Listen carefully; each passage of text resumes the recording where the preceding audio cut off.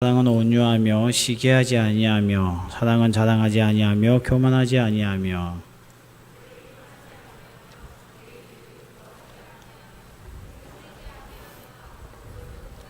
불의를 기뻐하지 아니하며 진리와 함께 기뻐하고 모든 것을 믿으며 모든 것을 바라며 모든 것을 견디느니라. 아멘. 우리가 오늘 사랑의 성격인 두 번째 온유함에 대해서 오늘 한번 살펴보겠습니다.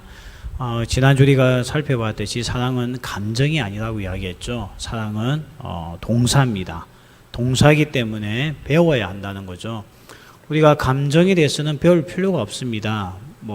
아기가 자라서 지금까지 올 때에 여러분이 어디 감정을 배웠기 때문에 좋아하고 싫어하고 그런 거 아니잖아요. 그냥 저절로 어떻게 보면 본능이죠, 감정은. 그런데 사랑은 감정이 아닌 동사이기 때문에 배워야 된다는 겁니다. 그래서 에리 프롬 같은 분은 사랑의 기술이라는 책을 통해서 사랑은 동사이기 때문에 훈련과 배움의 과정이 필요하다, 그 이야기를 했습니다. 우리가 감정에만 의존해서 누군가를 사랑하게 되면 이제 문제가 생기게 되는 거죠. 왜냐하면 감정은 조금 있으면 변할 거니까. 사람의 감정은 참 믿을 것이 못 된다는 거죠. 계속해서 변하고 또 수동적으로 바뀌기 때문에 이게 변화무쌍하기 때문에 자기 자신도 내가 정말 그 사람을 사랑하는지 헷갈릴 정도라는 겁니다. 그래서 사랑은 감정이 아닌 동사고 행동으로서 그것을 증명하는 것이 사랑이라고 우리가 살펴보았습니다. 그래서 우리가 지난주 첫 번째로 했던 내용이 뭔가 하면 사랑은 참는 거라 했죠. 오랫동안 참아주는 거라고 했습니다. 왜냐하면 사람은 쉽게 자라지 아니하고 사람은 쉽게 변화되지 않기 때문에 참아주지 않고는 사랑은 이루어질 수가 없다고 그렇게 말씀을 드렸습니다. 근데 오늘날 많은 사람들이 사랑한다고 하면서 참지를 못하잖아요. 참지를 못하니까 어떻게 됩니까? 얼마 가지 못하고 마는 겁니다. 이렇게 종종 페북에 보면 우리 교제하는 형제 자매들이 페북에다가 글을 올릴 때가 있어요. 이제 만난 지 100일 됐다고, 그 다음에 300일 됐다고, 1000일 됐다고, 그렇게 적어 놓고 하는데, 그런 걸 왜 적습니까? 그만큼 잘 깨지니까 그런 거죠. 잘 깨지니까.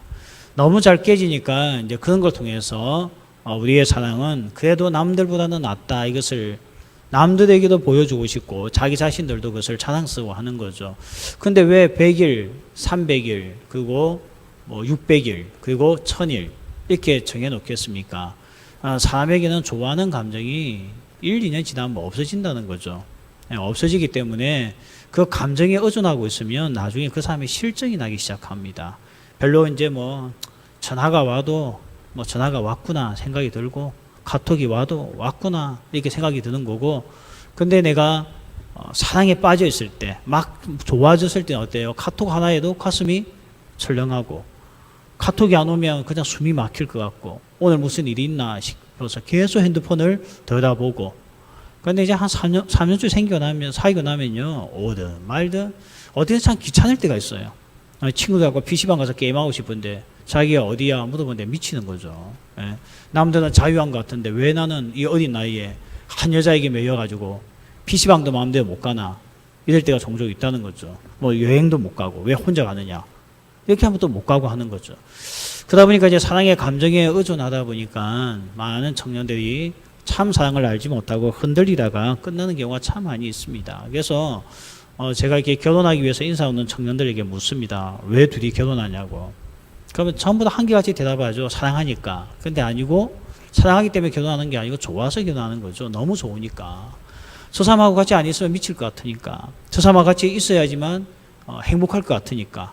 그래서 좋아서 결혼하는 거죠. 좋아서 결혼했다가 나중에는 사랑을 할 것인가 말 것인가 결혼 생활 가운데 결정을 짓게 되는데, 지난주 살펴봤듯이 love와 like, 좋아하는 것과 사랑하는 것의 기준점이 뭐냐, 그것을 딱 기준을 나눠주는 게 뭐냐, 그게 오래 참음이라고 했습니다.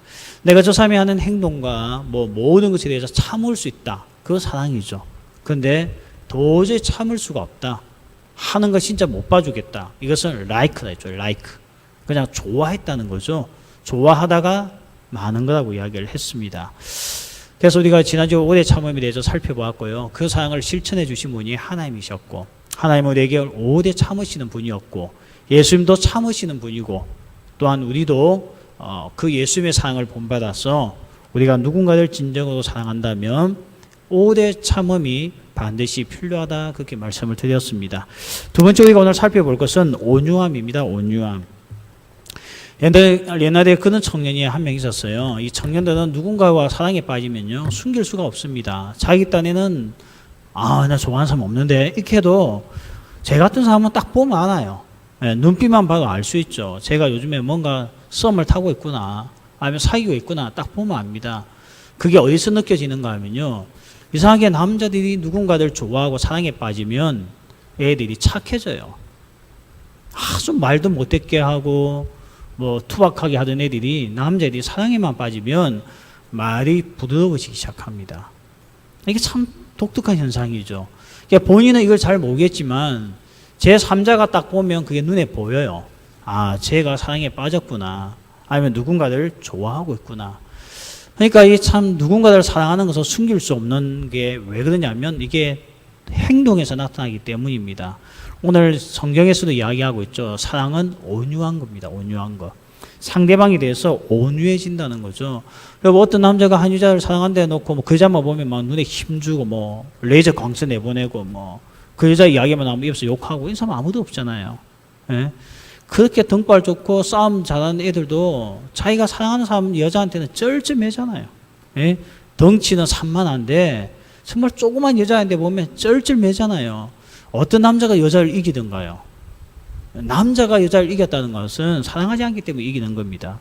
내가 옆집에 사는 동네 아줌마한테 내가 왜 줘요? 뭐라고 하면 내가 덤벼버리지. 당신 뭐냐고. 그런데 내 와이프한테는, 아내에게는 어떻게 됩니까? 이기려고 애쓰다가 나중에 결국 지는 건 남자입니다. 남자가 여자한테 거의 못 이겨요. 그래서 여자들은 이제 뭐 백전백승이라는 생각을 가지고 살다 보니까 남편 알게 우습게 할 때가 종종 있는 거죠. 그래도 또 여자가 이깁니다.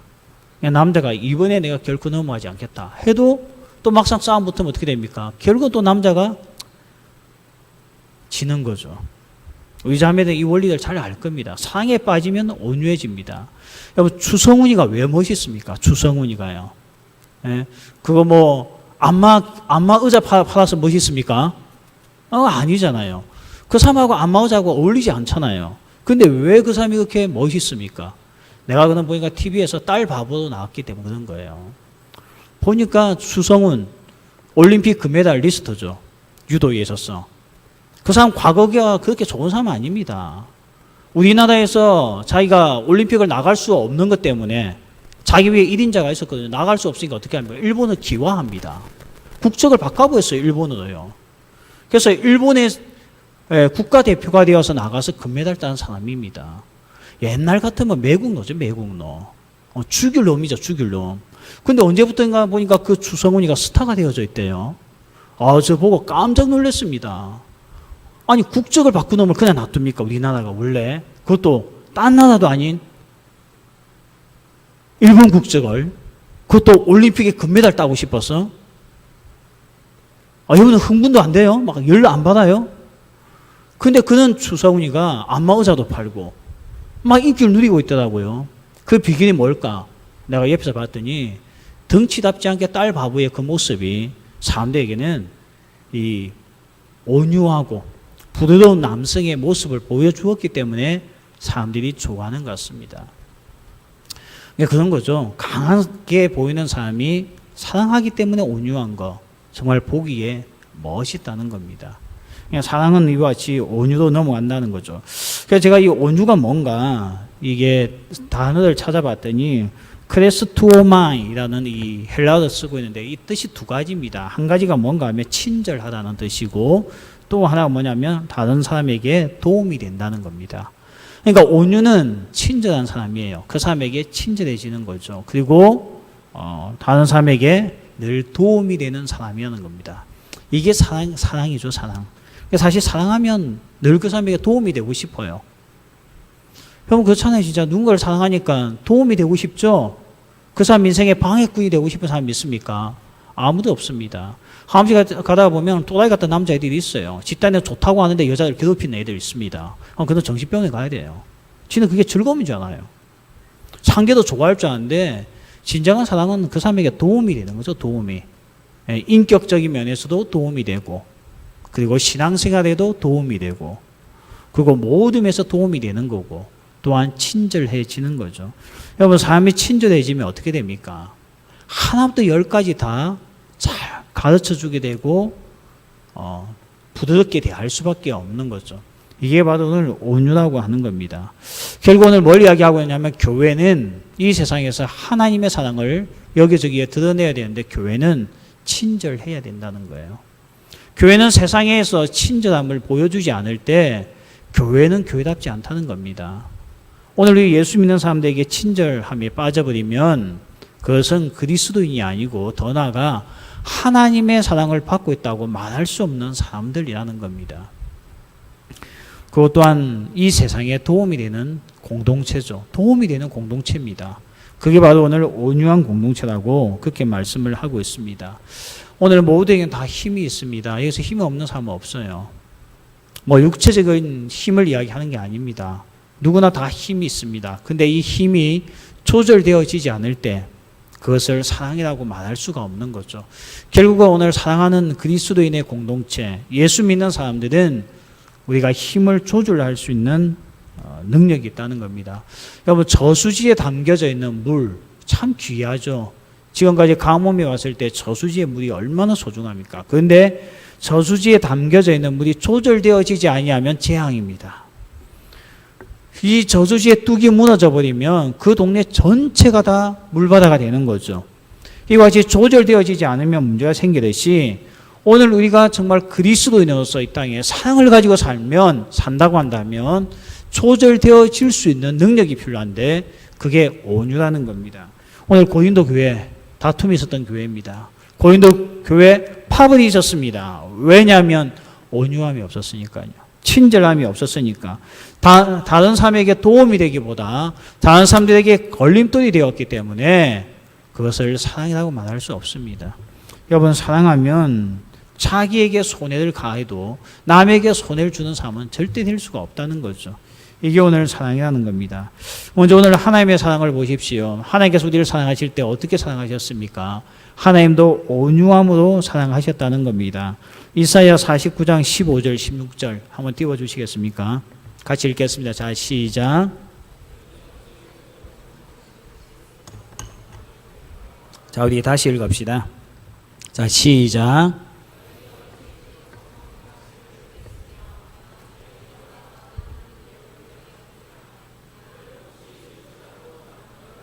(16절) 내가 너를 내 손바닥에 새겼고 너의 성벽이 항상 내 앞에 있나니.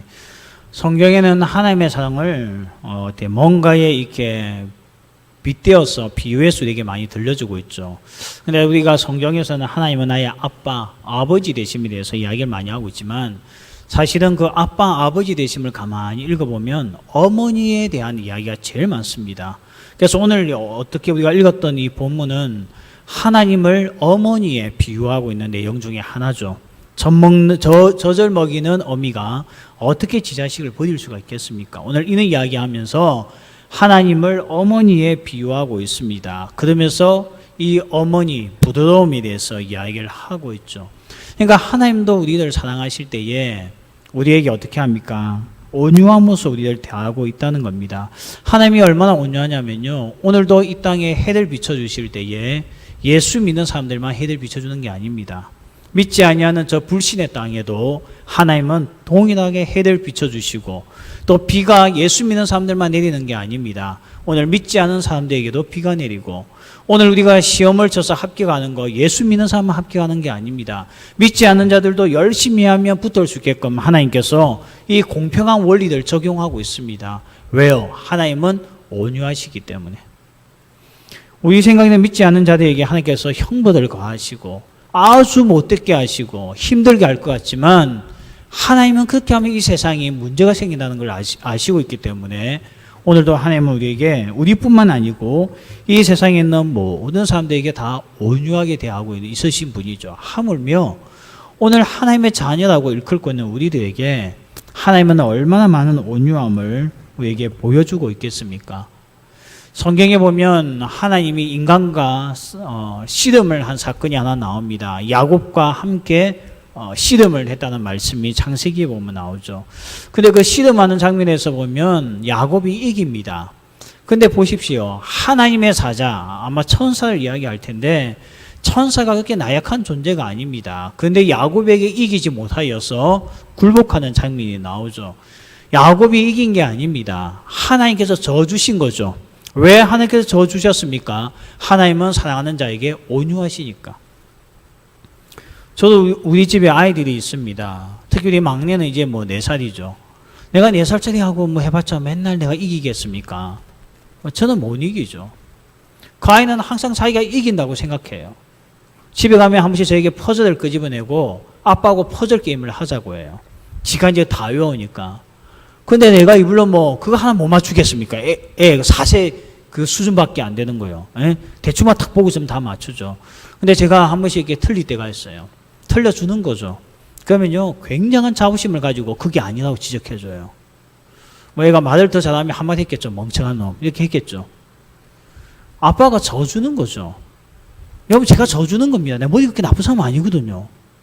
그런데 아이는 어떻게 생각합니까? 아빠가 나보다 약하구나 생각하는 거예요. 하나님도 마찬가지입니다. 사랑하니까 어떻게 합니까? 져주는 거죠. 이게 바로 온유입니다. 그러니까 오늘 교회가, 우리 공동체가 누구나 할 것이 다 힘이 있잖아요. 나도 할 말 있고, 나도 진짜 오늘 까서 이야기한다면 할 말 있고, 나도 부딪힌다면 얼마든지 싸울 수 있잖아요. 근데 그렇게 하지 않는 이유가 무엇 때문입니까? 사랑하기 때문에. 이 말 한마디 해보이고 나면 속이 시원하겠지만 할 수 없는 거예요.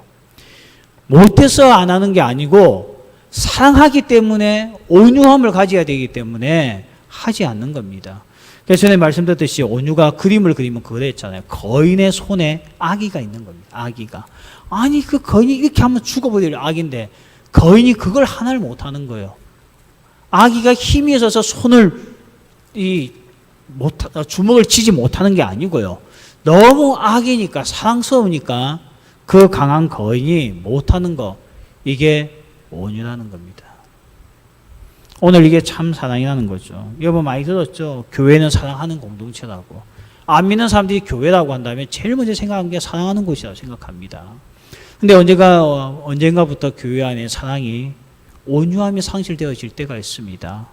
강한 자가 큰 소리치고 있는 자가 목소리 높이고 없는 자들은 쩔쩔매기 시작하고 갑질하는 모습이 교회 안에 나타날 때 그거는 사랑의 공동체 아닙니다. 이번에 보십시오. 대장까지 올라가기 쉬운 게 아닙니다. 박찬주 대장. 내가 이름을 기억을 했어요. 왜냐하면 우리 교회 청년 이름하고 똑같아가지고. 그분이 대장이더라고요. 별 4개다, 별 4개. 아, 정말 이건 별 4개 아무나 하는 게 아닙니다. 보통 그 군대에서 장군이 되려고 하면 유학을 갔다 와야 되거든요. 유학 가서 박사위가 없으면 별 못 답니다. 근데 이 박찬주라고 하는 이 대장도 보니까 독일에서 유학을 하고 왔더라고요. 박사위도 받고요.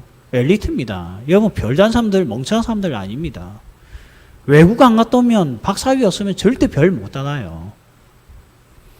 별 4개 달기까지 얼마나 많은 시간이 걸렸겠습니까? 근데 그 옆에 있는 와이프 보세요. 사병들한테 갑질하고 있는 거. 밥 시키고, 청소시키고. 결국 갑질하다가 어떻게 됐습니까? 사표 쓰고 나왔잖아요. 군법에 의해서 끝이 부끄러울 것 바에는 그만두는 게 낫겠다 싶어서 사표 쓰고 나왔습니다. 별 4개쯤 되면요, 마지막이 뭐가 돼야 되냐면 국방부 장관이 돼야 됩니다. 그게 별다른 사람들의 마지막 꿈이거든요. 대통령이 될 수 없으니까. 근데 결국 갑질하다가 끝났습니다. 그 강한 힘이 있을 때 온유했으면 국방부 장관 됐겠죠, 나중에. 육군 참모총장 됐겠죠. 근데 온유함이 없으니까 어떻게 됩니까? 그 자리까지 올라갈 때까지 얼마나 많은 수고와 땀을 흘렸겠습니까? 제가 군대에서 보니까 별 달기 위해서 애쓰는 사람들의 공통점은 무조건 전방을 가야 됩니다. 전방에 가서 고생 안 하면요, 절대 별 달 수 없습니다. 아니, 솔직히 초등학교 교단 선생님 되기 위해서 시골 학교 가서 3년 이상 있어야 되거든요. 그 시골 학교 가거나 그런 데 안 가면 초등학교도 교장 못 돼요. 가산점이 없기 때문에. 근데 별 달기 위해서는요, 무조건 최전방에 있어야 됩니다. 그래서 거기다가 보면 주말 부부하고 있죠, 주말 부부. 본인은 최전방에 올라가니까 자녀들은 다 서울에 두고 가족과 떨어져서 살게 되죠. 고생 많이 합니다. 그래서 별 자는 거예요. 근데 그 높은 자리 갔지만 온유함이 무너져 버리고 나니 가진 것을 다 잃어버리지 않습니까? 오늘 우리가 사랑은 온유함이라고 하였는데 이게 별거 아닌 것 같지만 오늘 우리에게 주는 것들이 굉장히 큽니다. 그런데 교회가 온유함을 점점 잃어버리고 있습니다. 살벌해지기 시작하고 뭔가 경쟁적이고 질투심도 강하고 서로 안에 알력도 있고 이런 공동체 안에 무슨 세상을 이길 만한 힘이 있겠습니까? 그래서 오늘 바울은요, 고린도 교회 안에 결국 교회는 사랑인데 그 사랑이 오늘 뭘로 나타나느냐? 성도들 간의 온유함으로서 나타날 때에 그것이 참다운 사랑의 공동체다. 그렇게 이야기를 하고 있습니다. 한국 교회가 많이 탈선을 했죠. 그 중에 하나가 사랑을 잃어버린 것 같아요. 여러분, 자본주의의 특징은 사랑이 없습니다. 사랑이 있으면 자본주의는 될 수가 없죠. 그런데 오늘 그런 자본주의의 원리가 교회 안에도 많이 들어와 있습니다. 저도 교회가 자본주의화되었다는 생각을 별로 안 해봤는데 책을 읽다 보니 동의가 되더라고요. 그럼 교회가 얼마나 자본주의화되었습니까? 실력 있으면 큰 교회 되는 거고 실력 없으면 조그만 교회 되는 겁니다. 뭐 조그만 교회 된다고 누가 도와주나요? 아무도 안 도와주죠. 저는 그런 면에서 이번에 우리가 통영에 가서 선교하고 온 거, 짧은 2박 3일이지만 지원하고 온 거, 저는 정말 잘했다고 생각합니다. 이는 우리에게 서로 안에 함께 힘을 모아줄 수 있는 그런 공동체가 계속 되어질 때에 사는 겁니다. 그 마지막 날 보십시오. 제천모 목사님이 기도하다가 우셨던 거. 왜 울었겠습니까? 우리가 정이 붙어서 울었겠습니까? 그 이틀밖에 안 있는데 무슨 정이 붙어요? 이름도 기억 못할 텐데. 제가 보니까 서러워서 온 것 같아요. 또 떠나고 나면 그 장애인 아이들, 청년들 몇 명 데리고 또 그 빈자리 텅 빈 곳에 또 외롭게 사역할까 생각하니까 서글픈 거예요. 그냥 짧은 기간이지만 이틀 동안 밤마다 청년들 40명이 그 예배당 안에 꽉 차 보이는 그 모습을 지켜보면서 언제 저런 날이 올까 생각하니까 서글픈 거예요. 그렇게 눈물을 흘리는 모습을 제가 보면서 정말 얼마나 힘들까. 얼마나 힘들면 또 얼마나 외로우면 저렇게 눈물을 흘릴까. 그 생각을 했어요. 오늘날 교회가 많이 경쟁적이다 보니까 이렇게 오늘 우리가 세상적으로 볼 때 성공하지 못한 사람들의 눈물과 애환들이 있습니다. 교회가 온유함을 놓쳐버리면요, 이렇게 됩니다. 힘 있는 자는 더 힘을 과시하게 되고 힘 없는 자는 없기 때문에 갑질당하고 서러움과 서글픔 속에 살 수밖에 없는 것. 이게 오늘날 우리의 모습이 된다고 한다면 그걸 교회라고 누가 이야기하겠습니까? 그래서 교회 안에는 이와 같은 온유함이 반드시 있어야 된다는 거죠. 그래서 정말 우리 청년부가 온유한 공동체 되길 바랍니다. 정말 우리 안에 온유함에 빠져버리면 교회가 아니죠. 제가 사실 이 부분에 대해서 하고 싶은 말이 참 많아요. 많은데 그냥 안 하는 게 좋을 것 같아서 제가 안 하는 겁니다. 우리가 회복해야 될 것은 온유함입니다. 점점 한국 교회 안에 이상한 기류가 흐르고 있어요. 서간에 갑질을 하려고 애들씁니다. 지도자는 지도자대로 갑질을 하려고 하고 교회 안에서요. 평신도들은 평신도대로 갑질을 하려고 하고. 그래서 교회 지도자 알기를 지조공원 같이 생각하고 마음에 안 들면 잘라버리지 이 생각이나 하고 앉아있고, 또 힘 있는 목사들은 또 교인들 알기를 뭐같이 알고, 이런 쌍방의 서간에 이렇게 갑질하는 모습이 우리 한국 교회가 점점 각 교회가 가져가고 있는 모습입니다. 제가 석 달 전인가 두 달 전에 어느 한 교회를 갔어요. 가서 장로님들과 하고 앉아서 차를 마시면서 이야기를 하는데요. 제가 깜짝 놀랐습니다. 이분들 이야기 듣고요. 결국은 뭐죠? 그냥 목사님을 직원같이 생각하더라고요. 마음에 안 들면 바꾸죠 뭐. 이 생각하고 있더라고요. 제가 그걸 보면서 우리는 온유함을 놓쳤구나. 힘 과시하라고 교회 다니는 거 아닌데 우리에게 주신 하나님의 이 은사와 권능을 가지고 세상을 섬기기 위해서 주셨는데 언제부턴가 교회 안에는 갑질하는 모습들이 나타나기 시작하면서 고린도 교회는 다툼이 끊어지지 않았습니다. 이게 오늘 우리의 모습인지 모르겠어요. 우리 청년들 안에도 그런 마음이 있는지 모르겠죠. 힘을 모아서 뭔가 해보자고. 그래서 오늘 이 교회에 대해서 이야기를 하면서요.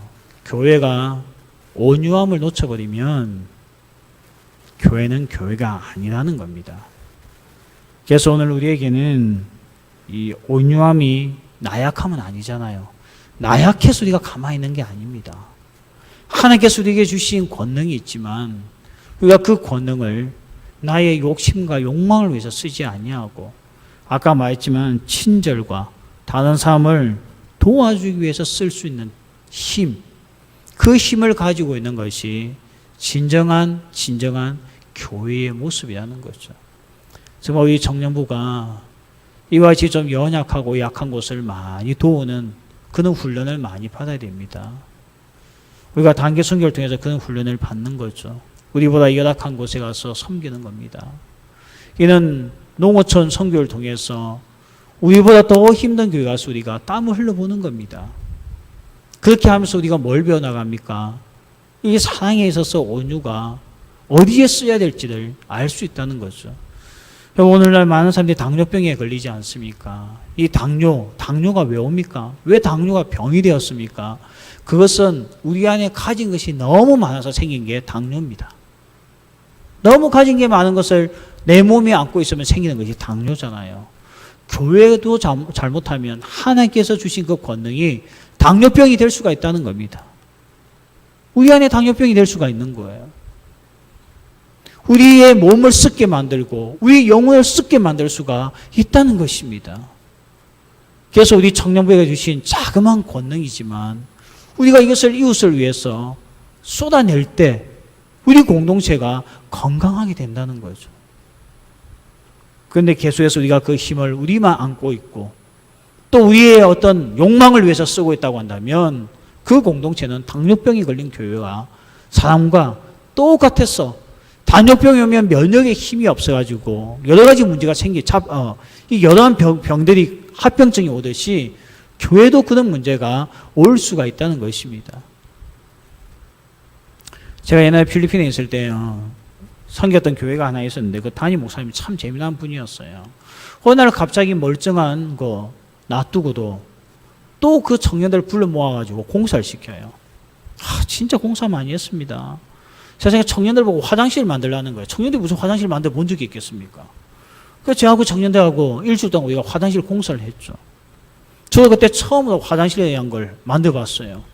여러분, 화장실이 그렇게 단순한 거 아닌 거 있죠. 변기 올려둔 데서 화장실이 아닙니다. 구멍 뚫어서 배관 연결해서 화장실이 아닙니다. 그래가지고 우리 청년들하고 그걸 했거든요. 그래가지고 애들이 호텔 같은 화장실 만들어보자는 우리 목표 속에 각 방마다 화장실 다 만들었습니다. 근데 각 방마다 화장실이 없었거든요. 공동 화장실 썼거든요. 그래가지고요, 각 방에다가 공간을 만들어가지고 진짜 힘들게 구멍을 뚫어내고 거기에다가 배관을 연결하고 그 위에 변기를 올려가지고 그거 물 들어가게끔 파이프 올리고 해가지고 우리가 화장실 만들었어요. 공사 그렇게 생각보다 힘들지 않더라고. 구멍 뚫는 게 좀 힘들지. 그렇게 했더니요, 그다음부터는 화장실이 호텔같이 되었느냐. 전 그때 처음 알았어요. 화장실이 역류한다는 거. 처음 알았어요. 저는 훈련센터에 안 살고 출퇴근을 했기 때문에 잘 몰랐는데, 오늘 아침에 출근을 했더니요, 청년들이요, 다 밖에 나와 있는 거예요. 그 왜 그러냐 했더니 목사님 방안이 엉망입니다. 엉망. 왜 했더니 역류했대. 역류. 물을 넣을수록 역류되어지는 현상. 이게 원인이 뭐지? 알고 보니까 이 화장실이 당시 6개인가 만드는데요. 이 화장실만 이렇게 내려오지 않습니까? 내려와서 이게 관이 만나서 정화조 빠지잖아요. 이게 막혀버리는 거예요. 막혀버리니까 어떻게 됩니까? 물을 넣고 누릴 때마다 역류가 되는 거죠. 그게 나중에는 어쩔 수 없이 그 내려오는 관을 톱으로 다 잘랐습니다. 자른 순간 뭐가 빠져나오는지 아시겠죠? 진짜 밥맛 떨어지고 입맛 떨어지는 현상. 와, 정말 악취가 나가지고요. 훈련센터에 근무하고 싶은 마음이 없더라고. 그 냄새 빠는데 일주일 넘게 갔습니다. 그래가지고 제가 참 궁금했어요. 뭐가 문제지? 이게 이제 나중에 알게 된 거예요. 이 관은 V자형으로 이렇게 해야 되는데, V자형으로. V자형으로 해야 이게 역류를 안 한대요. 근데 우리는 그냥 단순하게 쭉 내려와가지고 관이 만나서 내려가면 될 줄 알았는데 그게 아니었어요. 하여튼 그런 일을 했어요. 근데 되게 속상했어요. 정말 고생해서 만들어 놓았더니 이게 무슨 일인가. 담임 목사님이 이제 한국에 돌아오셔서 보고를 했습니다. 화장실을 했는데 개판이었습니다.